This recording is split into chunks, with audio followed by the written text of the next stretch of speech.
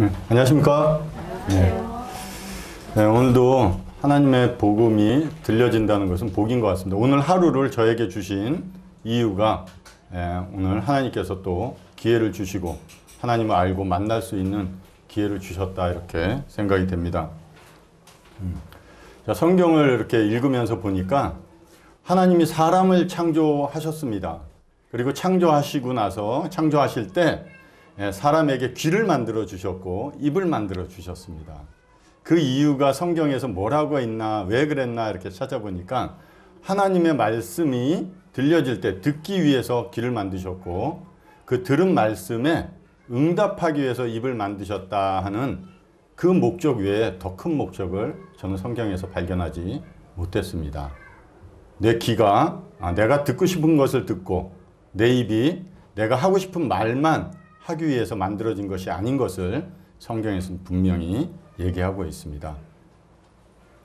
오늘은 제가 며칠 전에 몇 달 전에 서대문 형무소 역사관을 좀 다녀왔습니다. 3번 정도 간 것 같아요. 여러 지인분들하고 가봤는데 많은 죄인들이, 억울한 사람도 있겠지만 형무소라는 자체가 죄를 지은 자들을 그의 형벌에 맞게끔 거기에 잡아놓고 자유를 제한하기 위해서 만들어 놓은 곳입니다. 그래서 많은 방들을 둘러보고 또 특별히 우리나라의 독립을 위해서 순국하셨던 이런 분들이 계셨던 방들도 가보았습니다. 지금은 이 땅을 떠나고 안 계시죠. 거기서 나와서 한쪽 저 담장 쪽으로 쭉 걸어가다 보면 하얀 벽돌로 된 건물이 조그맣게 나옵니다. 아무것도 안 써 있죠. 그래, 그것을 들어갈 수 있습니다. 잠시 들어가 보면 그것은 사형장입니다. 더 악한 죄, 정말 이 사람은 이 세상으로부터 격리시켜야 되겠다고 할 정도의 형벌을 받게 되면 그 사형장에서 사형을 당하게 됩니다. 우리나라의 사형 제도는 교수형입니다. 그곳에 밧줄은 없었지만 의자와 그리고 밑받침이 꺼지면서 그 밑에 공간이 생겨서 사람이 밧줄에 목을 매어 있는 상태에서 죽음을 맞이하는 교수형이 우리나라에서는 있습니다. 그걸 여러 번 보면서 이렇게 죄를 많이 약하게 지으면 저 자리에서 죽었구나. 많은 사람들이 죽었습니다. 실제적으로. 그런 생각을 하고 있으면서 중세시대에 얻은 유럽 같은 데는 또 단두대라고 그래서 사람의 목을 거기에 단두대에 올려놓고 위에서 칼날이 내려와서 순간적으로 목이 잘리는 이런 형벌을 받게 됩니다. 여러 가지 형벌의 모습은 다를지라도 죽음은 똑같았습니다. 그런 생각을 했습니다. 그 의자에 앉아있던 그 당시에 그 사람의 심정은 어떠했을까? 무슨 생각을 하고 있을까? 그래, 나 죽여봐. 이랬을까 과연? 미국에는 약물을 투입해서 사형 제도를 시행하고 있습니다. 그 약물이 들어가면 처음엔 정신이 혼미해지고 그래서 어떤 의식이 없는 상태에서 죽어간다고 그럽니다. 그러나 다른 교수형이나 이것처럼 잠시 후면 몇 초일지, 몇십 초가 지날지, 1분이 지날지 모르지만 이제 죽음을 맞이하게 됩니다. 내가 저 자리에 있다면 어떤 심정일까? 그런 생각을 해보게 됐습니다. 예전에 조선시대나 이런 사극을 보면서 사약을 받고 무릎을 꿇고 죽음을 맞이하는 모습도 봤습니다. 그런데 드라마라서 그런지 모르겠는데 사약을 입에 넣으려는 순간 막 말을 타고 어떤 신하가 와서 멈추시오 그러면서 극적으로 살아나는 이런 드라마 같은 걸 봤습니다. 어땠을까 그럴 때 심정은. 그러면서 우리도 다 죽음 앞에 있는 사람들인데 그것을 인식 안 하고 살아가는 분들이 많이 있다. 그런 생각을 하면서 얼마 전에 저번 주에는 우리 학생회에서 교회 오빠라는 다큐 드라마를 봤습니다. 대장암 4기에 남편을 둔 젊은 부부가 참 굉장히 슬픈 이런 생을 겪어가는 이런 과정들이었습니다. 결국 남편은 점점 몸이 쇠약해지면서 죽음을 맞이하고 있었습니다. 눈만 뜨고 있고 참 비참한 모습이었어요. 인생이 왜 이렇게 비참해지는 모습일까? 성경에서 보니까 사람을 하나님의 모양과 형상으로 정말 존귀하고 아름다운 존재로 만들었는데 왜 이렇게 죽음 앞에서 아니면 어떤 고통 앞에서 비참한 모습이 나타날까? 그것을 성경을 찾아서 봤더니 죄 때문이라고 나옵니다. 죄가 들어와서 사람에게 질병이 오고 어떤 고통이 오고 인생의 모든 관계에서 문제가 좋지 않게 나타나는 것을 성경은 말하고 있습니다.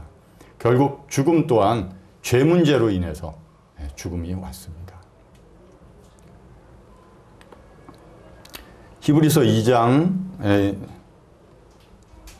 27절 제가 한번 히브리서 9장 27절에 한 번 죽는 것은 사람에게 정해진 것이요 그 후에는 심판이 있다. 이 말씀을 기억하면서 죽는 거는 하나님이 정하셨구나. 그래서 사람이 죽는 것은 하나님이 정하셨기 때문에 죽는 겁니다. 뭐 질병이 오고 뭐 갑자기 사고가 나서 그런 것이 아니라 어여튼 한 사람은 한 번 죽는데 그 죽음은 하나님이 정하셨기 때문에 죽음이 오는 것입니다. 그걸로 끝나면 되는데 많은 분들이 그와 같이 자기를 스스로 합리화합니다. 죽으면 뭐가 있어? 죽어봤어? 저한테 그런 질문을 했어요. 아니 죽으면 하나님의 심판이 있습니다.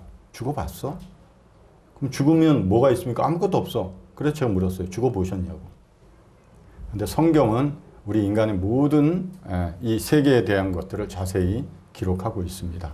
특별히 이 죽음 후에 하나님을 만나셔야 된다는 그 문제가 더욱 중요하기 때문에 예수님께서 이 땅에 오셔서 하나님을 만날 수 있도록 사람에게 준비할 수 있는 기회와 시간을 주셨습니다.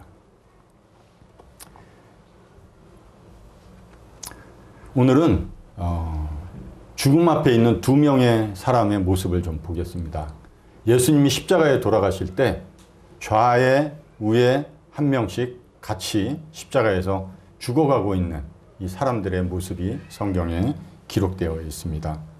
그런데 거기서 또한 두 사람이지만 각각 예수님에 대한 고백이 달랐습니다. 예수님을 어떻게 생각하는지 각각 그들의 입에서 나오는 얘기가 달랐어요. 이것을 좀 교훈적으로 받으면 모든 사람이 인류가 예수님 앞에서 예수님에 대한 고백이 각각 다르다는 거예요. 예수님이 어떠한 분인지 그들도 들었습니다. 강도들도 익히 들어서 알고 있어요. 그들의 말하는 고백을 보니까 예수님이 누군지 어떠한 일을 하셨는지 들어서 알고 있습니다. 많이 들으셨어요. 우리 학생들도 성경에서 예수님에 대한 얘기들을 많이 듣고 우리 여기 계신 분들도 많이 알고 계세요. 그렇게 안다고 해서 다 똑같은 고백이 나오질 않았습니다. 우리 인류 전체도 예수님이 어떠한 분인지 성경을 통해서 알려주셨음에도 불구하고 그 고백이 각자 다릅니다. 그들만 죽음을 맞이하는 것이 아니라 우리들 또한 죽음 앞에 놓여 있습니다. 시편 90편 10절에 인생이 70이요 강건하면 80이다. 네가 잘 살아야 80. 그 인생의 수고가 자랑이 수고와 슬픔뿐이라고 그렇게 써 있습니다. 그런데 또 뒤에 말씀은 그 인생이 빨리 신속히 지나간대요. 어떻게? 날아간다고. 새가 날아가는 게 아니라 우리가 비행기가 날아가든 화살이 날아가든 그와 같이 하나님이 보실 때 인생 7, 80을 보니까 화살이 날아가는 것처럼 금방 지나가더라는 거예요. 지금 우리 학생들은 남은 기간이 기니까 오래 남아있을 수 인생을 7, 80년으로 계산했을 때 아직 살 날이 많이 남아있다고 그러지만 이제 한 6, 70대를 맞이하시는 분들은 이제 성경의 말씀을 기준에서 보면 이제 이 땅에서 살 날이 얼마 남지 않았다는 것이죠. 그런데도 아직 그 후에 만날 하나님에 대한 이런 그 하나님 앞에서의 심판에 대한 문제를 해결하지 않고 있다. 없으면 정말 다행이겠죠. 그러나 성경이 사실이고 그분이 정말 이 땅에 오셨던 예수 그리스도가 하나님이고 그분에 의해서 심판을 받아야 된다면 정말 고민하셔야 됩니다. 성경 욥기 9장 2절에 인생이 어찌 하나님 앞에 의로우랴. 욥의 고민이 인생에 힘들고 자녀들이 고통을 받고 재산이 없어지고 이런 문제로 고통을 받았지만 정작 하나님이 그에게 알려주시면서 깨닫게 하신 것은 너가 하나님 앞에 설 때 어떻게 의로운 자로 설 수 있을까? 그게 너 인생의 고민이 되라. 성경에 야곱이라는 자가 형을 속이고 도망가 있다가 다시 이제 형 에서를 만나러 옵니다. 그 돌아오는 과정에서 야곱의 고민은 늘 에서였어요. 형이 나를 죽일까 봐. 그때 죽이려고 했던 형. 그래서 내가 재산을 좀 나눠서 그 형에게 주고 그 형에게 어떻게 내가 대답하고 어떻게 할까. 인생의 고민이 그런 고민으로 형을 만나기 위해서 돌아올 때 야복강이라는 강가에서 하나님이 나타나셨어요. 그래서 그와 씨름하셨어요. 그가 자기를 그와 씨름해서 야곱이 이 고관절이 나가는 그런 고통의 경험을 했습니다. 하나님이 그에게 나타나신 것은 무엇이냐? 너 인생에 정말 지금 고민해야 될 게 에서가 아니라는 거죠. 정말 너 인생의 고민, 그것은 나라는 거예요. 하나님을 만나는 거. 하나님에 대한 인생의 문제가 더 중요하지 지금 만나러 가는 그 에서 때문에 그것을 재산을 나누고 어떻게 할까? 이게 정작 인생의 고민이 아니라는 거예요. 우리는 눈앞에 보이고 당장 내 앞에 있는 게 고민 맞습니다. 그러나 정작 생각해 보면 그것이 정말 내 인생의 고민일까? 우리 학생들 복음교제하고 그러면 공부 때문에 예 맞습니다. 해야 돼요. 그러나 정말 더 중요한 게 뭔지를 조금 부모님들도 그리고 교사들도 알려줄 필요가 있다 생각이 됩니다. 고등학교 가면 대학교 가면 직장을 얻으면 결혼하면 교회 다니게 했던 분들 많이 계십니다. 내일이 내 것 같아요. 내일, 나중에 그렇죠? 그러나 내일을 소유하신 분은 하나님 뿐이십니다. 내일을 내 것으로 여기겠다는 것은 내 인생의 주인이 나라는 거예요. 하나님이 보실 때 내 인생의 주인, 그렇게 살아가는 게 죄예요. 그래서 그 죄에서 구원하시기 위해서 하나님이 몸을 입고 이 땅에서 죽으셨는데 그것을 알면서도 불구하고 여전히 하나님을 믿습니다 하면서 내가 내 인생의 주인으로 살아가려고 하는 그 잘못된 논리에 갇혀 있습니다. 거기서 구원해 주려는 것이 예수 그리스도의 죽음이었는데 여전히 나는 그 주인의 삶을 내가 살아가려고 하는 그런 어리석은 판단에 놓여 있을 때가 있습니다. 오늘 제가 말씀을 좀 읽겠습니다. 십자가의 강도의 모습을 제가 좀 읽겠습니다. 마가복음 15장 32절 성경 있는 분들은 피시고요. 없으면 제가 읽어드리겠습니다. 마가복음 15장 32절 이스라엘의 왕 그리스도가 지금 십자가에서 내려와 우리가 보고 믿게 할지어다 하며 함께 십자가에 못 박힌 자들도 예수를 욕하더라. 두 명의 강도가 예수님을 욕을 했습니다. 비방했어요. 어떻게? 야, 내려와서 당신이 거기서 내려오면 내가 그 모습을 보고 당신이 하나님인 줄 내가 믿을게. 보여달라는 거예요. 보여달라는 거. 내가 눈으로 보면 내가 믿을게. 지금도 많은 분들이 내 마음에 하나님께서 주시는 이 말씀의 믿음보다는 어떤 환경적인 변화, 내가 눈으로 보고 믿는 그 확신에서 믿음을 가지려고 하고 있습니다. 정말 예수님이 당시에 오셔서 많은 이적을 행하시고 죽은 자를 살리는 이런 모습을 보여주셨습니다. 그럼 지금 오셔가지고 저 한강물을 가르고 죽어있는 자를 살리는 이 모습을 지금은 미디어가 있어서 생중계를 해서 전국에 전 세계에 보여주면 모든 사람들이 다 예수 그리스도를 하나님의 아들로 믿고 믿음으로 고백하고 나올까? 그렇지 않다는 거예요. 그렇지 않다는 거예요. 보고서 믿는 것은 믿음이 될 수가 없습니다. 여기 당시에도 그런 예수님의 이적을 많은 사람들이 봤어요. 그럼 다 믿었느냐? 그렇지 않았다는 거예요. 당신이 십자가에서 내려오는 내려올 수 없는 상황이기 때문에 그 상황을 보여주면 내가 믿겠다. 이런 믿음을 고백했습니다. 믿고자 하는 마음은 있었지만 자신의 잘못된 그 믿음의 방법을 예수님 앞에 제시를 했습니다. 그리고 예수님을 욕했다 이렇게 써여 있습니다. 그런데 누가복음 23장 제가 한번 읽겠습니다. 누가복음 23장 39절에서 43절을 제가 찾아서 읽겠습니다. 달린 행악자 중 하나는 비방하여 이르되 내가 그리스도가 아니냐 너와 우리를 구원하라 하되 하나는 그 사람을 꾸짖어 이르되 내가 동일한 정죄를 받고서도 하나님을 두려워하지 아니하느냐 우리는 우리가 행한 일에 상당한 보응을 받는 것이니 이에 당연하거니와 이 사람이 행한 것은 옳지 않은 것이 없느니라 하고 이르되 예수여 당신의 나라에 임하실 때 나를 기억하소서 하니 예수께서 이르시되 내가 진실로 내게 이르노니 오늘 내가 나와 함께 낙원에 있으리라 하시니라.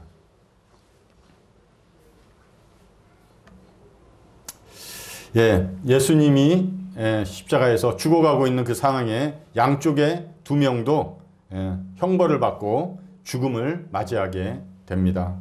두 사람 모두 다 이 대화 내용을 들어보니까 예수님이 어떠한 분인지 알았어요. 한 사람은 네가 예수냐 그리스도냐 그러면 나를 여기서 너도 내려오고 우리도 여기서 내려와 보게 하라. 어떤 능력을 보여봐라.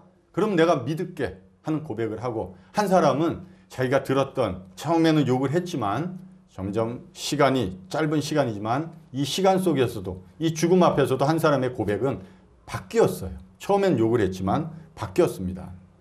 이렇게 우리가 죽어가는 게 저분 때문에 죽는 게 아니라 우리가 우리 죄 때문에 죽는 게 당연한 거 아니냐. 저분은 죄가 없는 분이다. 그러면서 그 두 번째 사람의 고백처럼 당신의 나라에 임할 때 하늘에서 오신 하나님의 아들인 것을 이 사람은 믿었습니다. 모든 사람이 죽습니다. 자기 죄로 죽는 거예요. 자기 죄로. 이 육신의 죽음은 피해갈 수 있는 사람이 없습니다.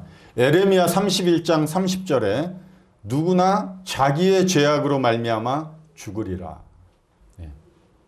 죽는 것은 자기 죄 때문에 억울하게 죽든 뭐가 됐든 죽음을 맞이하는 것은 자기의 죄 때문에 그렇다고 성경이 말씀하고 있습니다.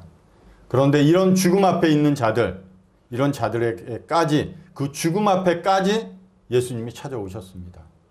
예수님이 기회를 허락해 주시는 그것이 은혜인 것입니다. 너무나 악한 죄를 지은 강도예요. 십자가의 형벌을 받고 죽을 정도로 너무나 악한 죄인이에요. 웬만해서 그렇게 안 죽입니다. 너무나 고통스러운 형벌이기 때문에 그 정도로 죽어가야 될 정도로 악한 죄를 지은 자들, 모든 사람들이 비방하고 무시해도 될 정도의 사람을 예수님은 찾으시고 찾아오셨습니다. 우리 예배를 드리고 그럴 때 나 같은 자를 구원해 주셨다고. 정말 사도 바울의 고백처럼 죄인 중에 괴수라고 하는 이런 자를 찾아오셨다고. 내가 죄를 지었어. 저들만큼 나도 죄인이구나가 아니라 하나님 앞에서의 나의 죄악됨을 보니까 정말 저들은 보다 내가 얼마나 더 악하고 많은 죄를 지은 이런 자였는데 이 고백이 절로 나오더라는 거죠. 그 훌륭했던 사도 바울. 율법으로는 의로울 정도로 자기가 그 율법을 완전히 지켜가는 삶을 살 정도로 의롭다고 할 그런 사도 바울의 고백이 나는 저 죄인들 중에서 가장 으뜸인 죄인입니다. 이런 자를 구원해 주셔서 감사합니다 하는 게 바울의 고백이었습니다. 동일한 예수님 앞에서 두 사람의 고백이 달랐습니다. 그럼 예수님은 하나님이신데 왜 죽으시는가? 왜 죽으시는가? 죽음은 죄 때문에 옵니다. 예수 그리스도가 죽는 이유는 완전한 사람이셨어요.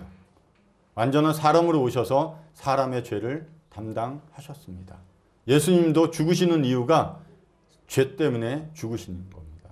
본인의 죄가 아니라 우리의 죄, 나의 죄가 그 예수님에게 있기 때문에 죽음이 왔습니다. 제가 이사야서 53장 8에서 12절까지 한번 읽는데 8절, 11절, 12절을 제가 한번 읽겠습니다. 이사야서 53장 8절입니다. 그는 곤욕과 신문을 당하고 끌려갔으나 그 세대 중에 누가 생각하기를 그가 살아있는 자들의 땅에서 끊어짐은 마땅히 형벌받을 내 백성의 허물 때문이라 하였느니라. 11절 그가 자기 영혼에 수고한 것을 보고 만족하게 여길 것이라. 나의 의로운 종이 자기 지식으로 많은 사람을 의롭게 하며 또 그들의 죄악을 친히 담당하리로다. 12절 그러므로 내가 그에게 존귀한 자와 함께 몫을 받게 하며 강한 자와 함께 탈취한 것을 나누게 하리니 이는 그가 자기 영혼을 버려 사망에 이르게 하며 범죄자 중 하나로 헤아림을 받았음이니라. 그러나 그가 많은 사람의 죄를 담당하며 범죄자를 위하여 기도하였느니라. 아버지, 자신을 찔러 죽이는 자들을 원망하지 않고 그런 자들을 하나님께 기도하며 저들이 몰라서 그런 겁니다. 하나님, 저들을 불쌍히 여겨달라고. 그것이 주님의 마음입니다. 나는 조그만 억울한 일을 당하고 안 좋은 소리만 들어도 욱해서 답변하고 항변하는데 죽음 앞에서 자신을 그 모진 채찍질, 고통, 비방, 모욕을 하는데도 주님 참으시고 오히려 그들을 향해서 정말 몰라서 그런 겁니다. 아버지, 저들을 불쌍히 여겨달라. 이게 우리를 구원하신 예수 그리스도, 우리를 향하신 예수님의 마음이에요. 이런 좋으신 분이에요. 그런 좋으신 분을 나는 여전히 거부하고 있는 겁니다. 이 예수님, 이 이사야 선지자를 통해서 쓴 글은 예수님이 이 땅에 오시기 700년 전에 쓰여진 내용입니다. 700년 전에 그러면 이것을 하나님이 계획하셨느냐? 그렇지 않다고 성경이 되어 있습니다. 에베소서 같은 데 보면 이 모든 만물을 창조하기 전부터 하나님께서 이 인간이 타락할 것을 아시고 어느 때에 가서 그 아들 예수 그리스도를 통해서 모든 사람의 구원의 길을 열어놓으실 것을 준비하셨습니다. 그리고 또 때가 되면 이와 같이 그 예수 그리스도가 이 땅에 와서 어떻게 고난을 받고 어떻게 죽임을 받고 왜 그렇게 죽어야 되고 십자가에서 죄인처럼 죽어야 되는지 이사야 선지자를 통해서 정확하게 기록해 놓으셨습니다.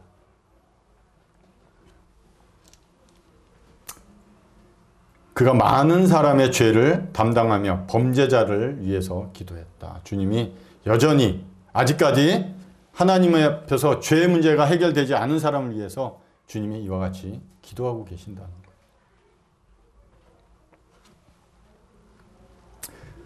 강도 2명의 모습 중 첫 번째 한 명에 대해서 제가 말씀을 드리겠습니다. 부정적인 사람이죠. 내가 그리스도가 아니냐. 네가 그리스도야? 그러면 내려와서 우리를 좀 구원해봐. 그럼 내가 믿을게. 이거죠. 여전히 자신이 원하는 구원이 있습니다. 사람들이 자신이 원하는 구원이 있어요.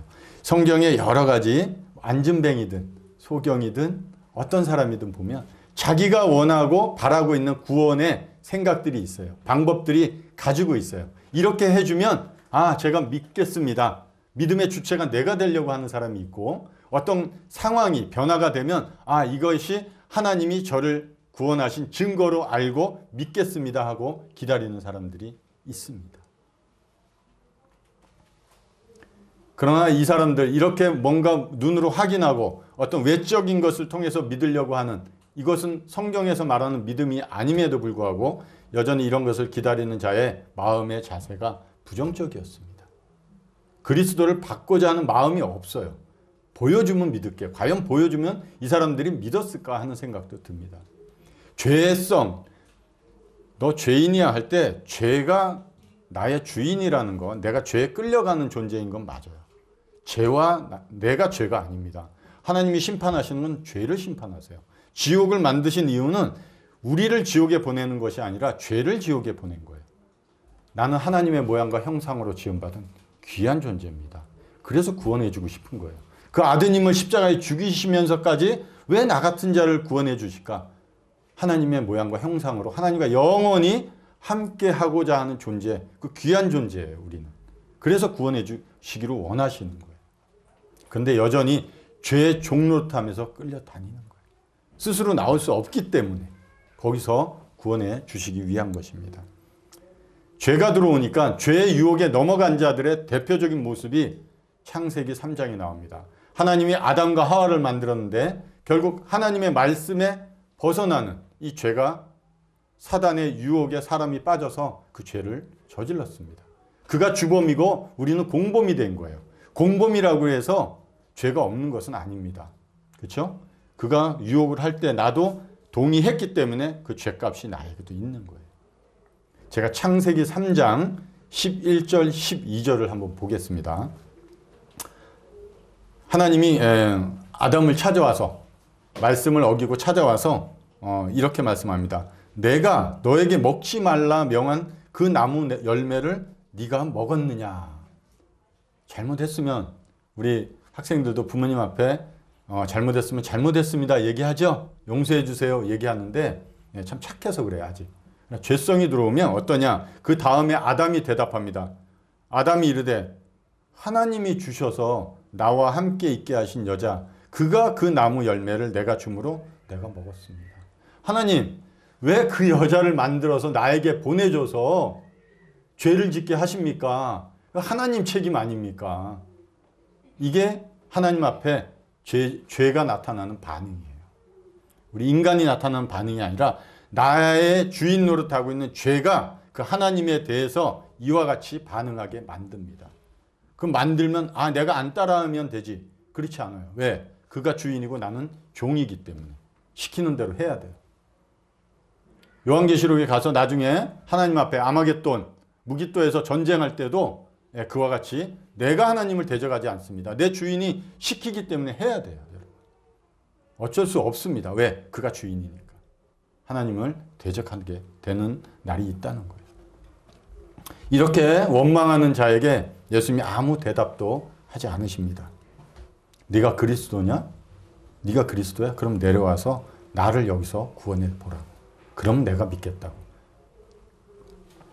그러나 한 명은 여전히 자신을 불쌍히 여겨달라고 고백합니다. 죄라는 게 얼마나 무섭냐면 제가 욥기 21장 13에서 15절을 한번 읽겠습니다. 욥기 21장. 그들의 날을 행복하게 지내다가 잠깐 사이에 스올에 내려갔느니라. 그러할지라도 그들은 하나님께 말하기를 우리를 떠나소서 우리가 주의 도리 알기를 바라지 아니하나이다. 15절. 전능자가 누구이기에 우리가 섬기며 우리가 그에게 기도한들 무슨 소용이 있으랴 하는구나. 사람이 죄로 인해서 하나가 돼서 지옥 앞에 갔습니다. 스올까지 내려갔어요. 순식간에 내려갑니다. 그러면 거기 지옥을 보면 야, 그 무서운데 야, 여기 들어가면 안 되겠구나. 하나님 저 좀 도와주세요. 다시 한번 기회를 주십시오. 제가 하나님 말씀 듣고 믿기를 원합니다. 그러면 좋은데 여기서도 하나님 필요 없습니다. 내가 하나님께 기도한들 무슨 소용이 있겠습니까? 하나님 가십시오. 내가 지옥에 들어가겠습니다. 우리의 죄가 나를 이와 같이 끌고 들어갈 것입니다. 영원한 지옥입니다. 1억 년을 살다 나오면 다행이죠. 다행이죠. 견뎌볼만 하죠. 그러나 하나님 분명히 말씀하십니다. 영원한 삶을 어디서 보낼 것인지.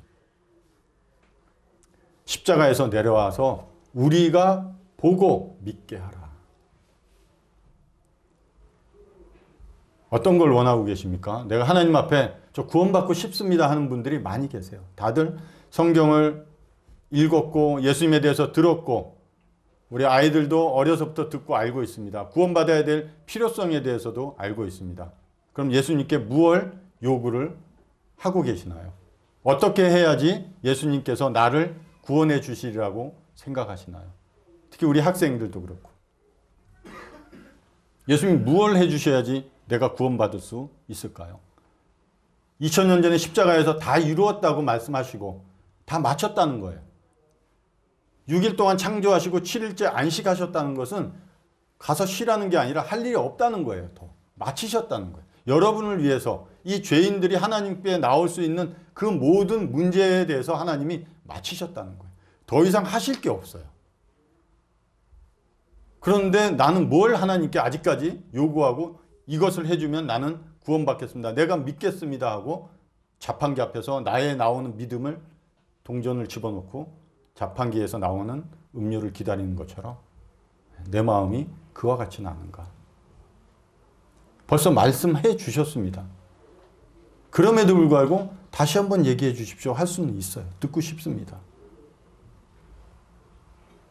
그러나 그 하늘에 올라가신 분을 다시 내려오게 하신, 죽어서 무덤에 들어가셨던 그분을 다시 끌어올려서 내가 볼 수 있도록 증거해 보시라고. 그러면 내가 믿겠다.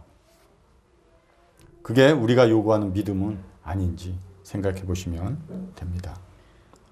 닉 부이치치라는 사람이 있었죠. 두 다리도 거의 없죠. 두 팔도 거의 없죠. 알죠? 그가 구원받았습니다. 너무나 놀라운 하나님의 은혜로 구원받고 감사하고 전국을 다니면서 1년에 365일 중에 300일을 다닙니다. 그러면서 예수님을 증거합니다. 어떻게 증거합니까? 그 사람이 구원받았을 때 몸에 뭐가 변화가 있었나요? 팔이 하나 튀어나왔나요? 다리가 온전히 되었나요? 없습니다. 동일합니다. 외적인 변화는 없어요. 그가 경험한 그 하나님, 자기에게 찾아오셔서 자기를 영원한 생명 가운데 생명의 빛으로 인도하신 그 하나님을 증거하는 그 입술의 고백이었습니다.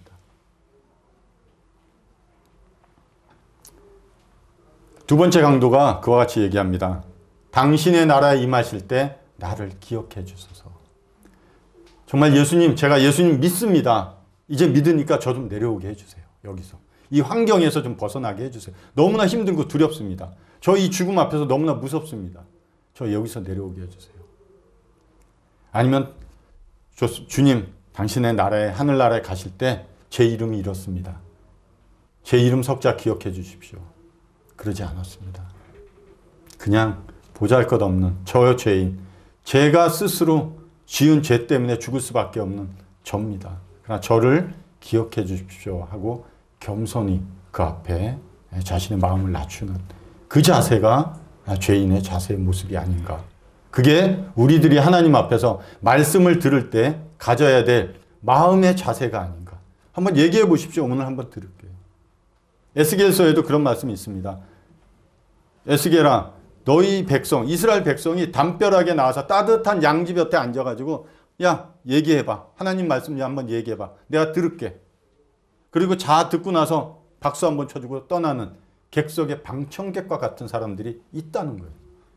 이스라엘 백성 중에도, 하나님 아는 사람들 중에도, 지금까지 하나님 말씀을 듣고도 참 오늘 말씀 좋았네.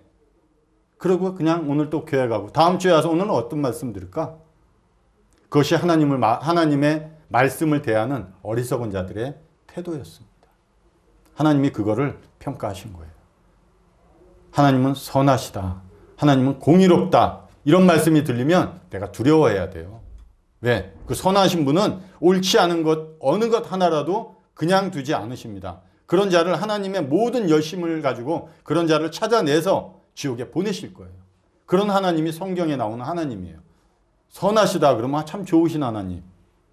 나는 죄인인데 아직까지 그 문제가 해결 안 됐는데 그럼 두려워해야 돼요. 왜? 내일 내가 그 자리에, 조금 있다가 내가 그 자리에 끌려갈 수가 있으니까. 그 말씀이 우리가 듣게 될 때 두려운 말씀이, 정말 하나님 두려우신 분이구나 하고 아셔야 돼요. 하나님 말씀이 들려질 때 정말 오늘 이 말씀이 저의 구원의 말씀이 되게 해달라고, 제가 이 말씀을 통해서 하나님이 어떠한 분인지 깨닫게 해달라고, 그 거룩하신 하나님 앞에 이 죄악된 자의 모습이 어떠한지, 정말 내가 얼마나 비참하고 보잘것없는 자인지 보여달라고 하나님. 그래 엎드려 기도하셔야 돼요. 그냥 한번 오늘 좋은 말씀 들었네 하고 돌아가시면 하나님이 어리석은 자라고 그러는 거예요. 다음에 와서 또 그랬죠. 내일은 우리 게 아닙니다. 그런 마음을 가지면 내일 하면 여전히 자기가 주인 돼서 살아갈 수밖에 없습니다. 예수님을 자기의 주로, 자기가 가고 싶어하는 그 나라의 왕으로 고백하는 이자의 고백에 예수님께서 기뻐하셨습니다. 사람이, 로마서 10장 10절에 사람이 마음으로 믿어 의에 이르고 입으로 시인해서 구원에 이른다. 십자가의 강도가 무엇을 할 수 있겠습니까? 손과 발이 다 박혀 있는데. 그저 자신을 구해달라고, 그리고 당신 누구입니다 하고 고백하는 그 입술의 고백이 하나님께서 보실 때 귀하셨다는 거죠. 그 고백에 예수님이 말씀하십니다. 오늘 내가 나와 함께 낙원에 있으리라. 언제? 오늘입니다. 내일이 아니에요. 내일, 나중에 학생이 오면, 아니면 요번 이 일이 정리되면, 내가 결혼하면, 그렇지 않습니다. 오늘입니다. 구원은 예수님의 말씀이 들려질 때 오늘 받는 겁니다. 제가 삶을 좀 정비하고 제가 삶이 요새 좋지 않은데 이런 거 엄마 말도 잘 듣고 또 공부도 잘 하고 성경도 잘 보고 기도도 잘 해서 주님 앞에 나오겠습니다가 아니라 오늘 말씀이 들려지면 오늘 구원받는 겁니다. 고린도 후서 6장 2절에도 이르시되 내가 은혜 베풀 때 너에게 듣고 구원의 날에 너를 도왔다 하셨으니 보라 지금은 은혜 받을 만한 때요 보라 지금은 구원의 날이라는 거예요. 오늘입니다. 보라는 거예요. 주목하라는 겁니다. 굉장히 중요하기 때문에 우리 학생도 선생님이 중요한 거 칠판했을 때 주목할 거예요. 예, 왜? 중요하기 때문에. 사람은 자신이 원할 때를 준비하고 있습니다. 그러나 하나님은 오늘이라고 얘기하시는 거예요. 하나님이 말씀하시는 때가 있고 내가 생각하는 구원의 때가 있다고 생각합니다. 다릅니다. 구원을 주시는 분이 하나님이세요. 선물을 준비하고 주시는 분은 하나님이세요. 그러나 내가 원하는 때 잠시만요. 제가 뭐 좀 하고 그때 가서 받을게요. 이게 여전히 내가 주인 행세하고 있는 그런 모습입니다. 히브리서 4장 7절에도 오랜 후에 다윗의 글에 다시 어느 날을 정하여 오늘이라고 미리 이같이 일렀으되 오늘 너희가 그의 음성을 듣거든 너희 마음을 완고하게 하지 말라 하였나니. 하나님 말씀이 들리면 겸손한 마음이 스스로 안 들면 겸손한 마음이 들게 해달라고 기도를 하세요. 제가 엎드려지지 않습니다. 저 지금 공부 때문에 바쁘다고. 우리 학생들 그래요. 안 읽어진다고. 그럼 그렇게 기도해 솔직히. 그러면 하나님이 저 좀 도와달라고. 그런 마음 들어서 성경 읽고 하나님 앞에 기도하게 해달라고. 그런 솔직한 기도가 하나님께서 가장 좋아하는 기도가 아닌가 생각이 됩니다. 구원은 어떤 외적인 변화가 아니라 하나님이 함께 하시는 겁니다. 내가 오늘 너와 함께 하는 게 구원입니다. 우리는 어떤 다른 변화나 어떤 환경을 요구합니다. 그러나 그렇지 않습니다. 오늘 내가 너와 함께 하겠다는 이 말씀을 보면서 구원은 예수님이 그 생명의 주가 내 안에 들어오는 겁니다. 함께 하는 겁니다. 강도가 얼마나 악한 나쁜 강도였으면 십자가에서 죽을 정도로 야 저런 자를 어떻게 하나님이 구원해 주실까. 저런 자는 구원받으면 안 돼. 우리가 생각할 때도 그런 한 사람이 있어요. 어떻게 저렇게 악하고 사형 선고를 받고 교도소에 있다가 나중에 가보니까 자기가 예수 믿었다고 저 구원받았다고 천국 간다고 하는데 어떻게 하나님이 저런 자를까지 구원해 주실까. 우리의 의의 기준이 나타날 수가 있어요. 그러나 하나님은 이가 과거에 얼마나 악하게 사는 것에 관심이 없으셨어요. 야 그럼 구원받았으면 성경도 좀 잘 읽고 하나님에 대해서 복음도 전하고 전도도 하고 열심히 살아야지. 그래야지 우리가 그 모습을 보고 야 구원받았구나 알 수 있지 않아? 이렇게 생각할 수도 있어요. 그러나 이 사람은 더 이상 움직일 수도 내려올 수도 없는 상황이 있습니다. 하나님은 내가 과거에 어떻게 살았던 앞으로 내가 어떻게 살던 그거에 관심이 있는 게 아니라 오늘 그가 나에 대해서 어떻게 고백하느냐 그것을 보고 오늘 내가 그와 함께하고 싶은 것이 예수님 말씀하시고 준비하시는 구원입니다.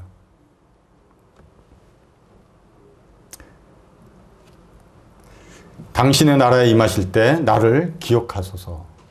참 삶으로 보여주진 못했어요. 이 사람이.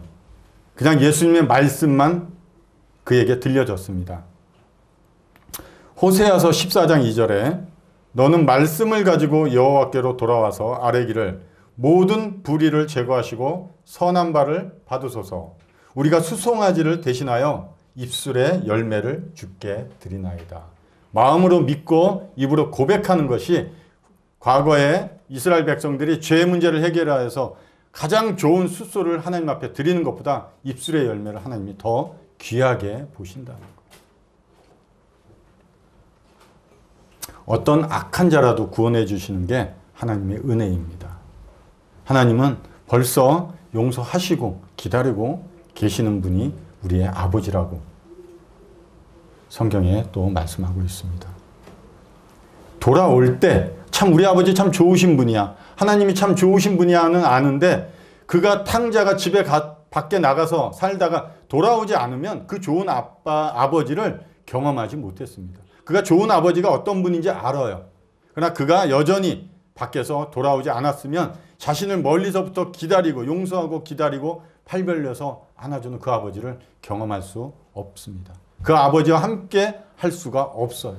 아는 것만으로 생각만으로 구원받을 수는 없습니다.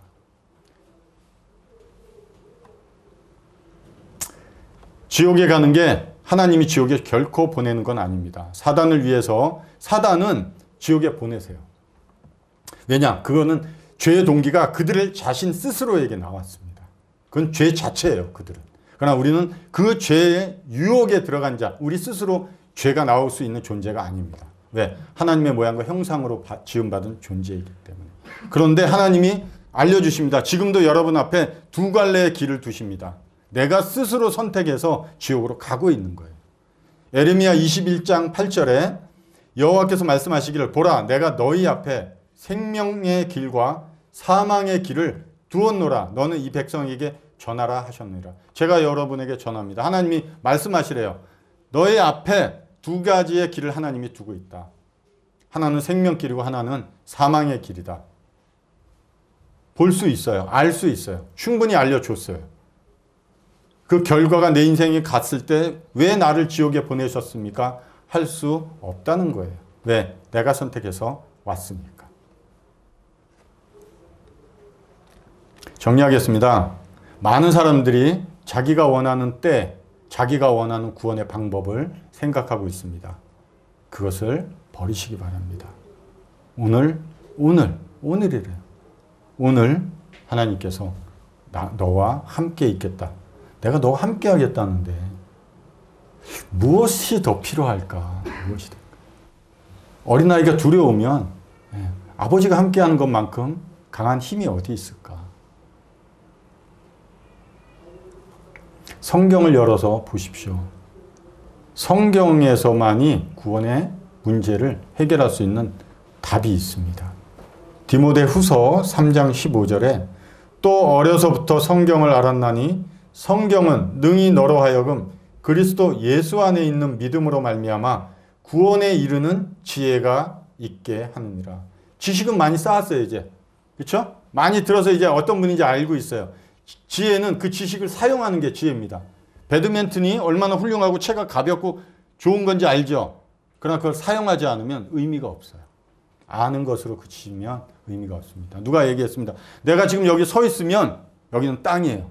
그러나 내가 걸어가면 그것이 길이 됩니다. 걸어가시기 바랍니다. 그분이 걸어가신 그 길을 나도 걸어가면 그게 생명의 길이 되는 거예요. 1년이 가고 2년이 가고 어떤 것을 기다리면서 내일이란 모레란 미루면서 서 있으면 여전히 거기는 변함없는 땅입니다. 길이 될 수가 없어요. 전도서 12장 11절에 지혜자들의 말씀은 찌르는 채찍들 같고 회중의 스승들의 말씀은 잘 박힌 목과 같으니 다 한 목자가 주신 바이니라. 한 분 예수 그리스도가 주신 말씀이에요. 잘 박힌 목과 같답니다. 이 말씀이 잘 박힌 목과 같아요. 우리가 여기 큰 대못을 벽에다 하나 박아놓고 내 인생을 거기다 한번 걸어둬 보십시오. 안전할 것 같아요. 10년, 20년이 가도 못이 썩거나 부러지지 않습니다. 100년, 200년, 300년이 가면 결국 내 인생을 걸어뒀던 못은 썩을 겁니다. 그러나 잘 박힌 것과 같은 영원히 있는 하나님의 말씀의 못에 내 인생을 걸어두셔야 돼요. 왜? 그게 영원하니까.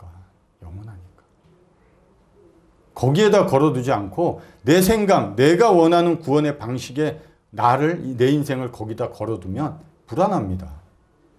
어떻게 내 생각에다가 내 인생을, 내가 원하는 때에 내 인생을 걸 수 있을까? 우리같이 불완전한 존재에게.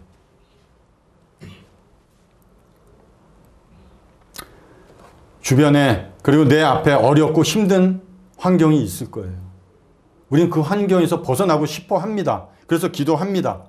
기도했더니 하나님이 얘기하십니다. 믿음을 가지라고. 왜요? 이 환경을 믿음의 눈으로 보면 다르게 보입니다. 정말 어렵고 정말 이런 고통이 내 인생에 있겠나? 왜 있겠나? 도망가고 싶고 피해가고 싶지만 그 가운데서 믿음의 시선으로 그것을 보면서 새로운 환경보다는 새로운 시선으로 그 환경을 받아들이는 게 믿음이에요. 그게 십자가의 강도입니다. 내려오지 않았어요. 하나님이 내려주실 수도 있어요. 안 내려주셨습니다. 예수님도 내려오실 수 있었어요. 그러나 내려오지 않으셨습니다. 왜? 그게 아버지의 뜻이고 그렇게 해야지만 그들을 구원할 수 있는 유일한 방법이었기 때문에.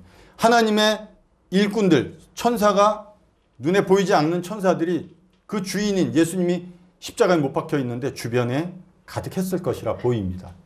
예수님이 명령만 내리면 그들이 그 모든 인간들을 다 쓸어버리고도 남았을 거예요. 그러나 그렇게 안 하셨던 분이 왜? 오늘 이 학생 한 명, 오늘 어르신 한 명을 구원하시기 위해서 가셨습니다. 그 길을. 나를 위해서 가신 거예요. 나를 위해서.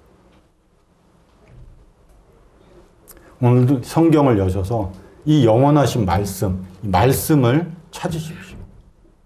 말씀을 뭐 사전에서 찾듯이 골라내는 게 아니라 천천히 기도하시면서 읽어가십시오.